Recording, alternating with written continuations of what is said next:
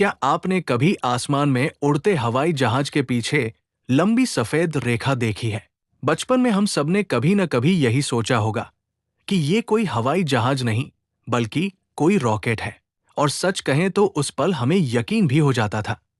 लेकिन क्या आपने कभी सोचा है कि असल में वो रेखा होती क्या है? आज हम इसी रहस्य से पर्दा उठाने वाले हैं। क्या वाकई आसमान में उड़ते रॉकेट होते हैं, या फिर इसके पीछे कोई और ही सच्चाई छुपी है? अब जरा इन दो तस्वीरों को ध्यान से देखिए।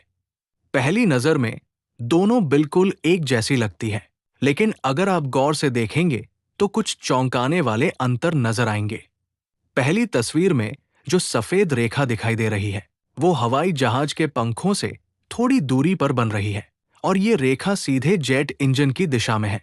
लेकिन दूसरी तस्वीर में ये रेखा पंखों से जुड़ी हुई दिखाई देती है, और ये जेट इंजन की सीध में नहीं बल्कि उससे थोड़ी बगल में है। अब यहीं से कहानी दिलचस्प हो जाती है। पहली तस्वीर में जो दिखाई दे रहा है, उसे कॉन्ट्रेल कहा जाता है।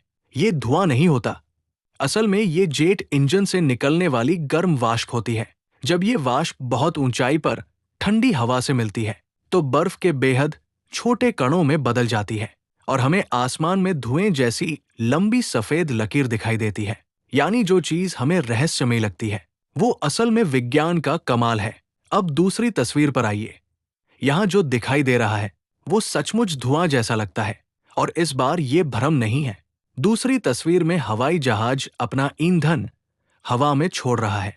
इस प्रक्रिया को फ्यूल डंपिंग कहा जाता है। जब कोई जहाज उड़ान भरता है, तो वो पूरे सफर का ईंधन लेकर उड़ता है, जिसके कारण वो बेहद भारी हो जाता है।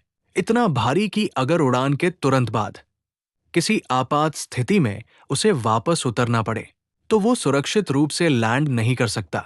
ऐसे हालात में जहाज को अपना अतिरिक्त ईंधन हवा में ही छोड़ना पड़ता है, ताकि उसका वजन कम हो सके।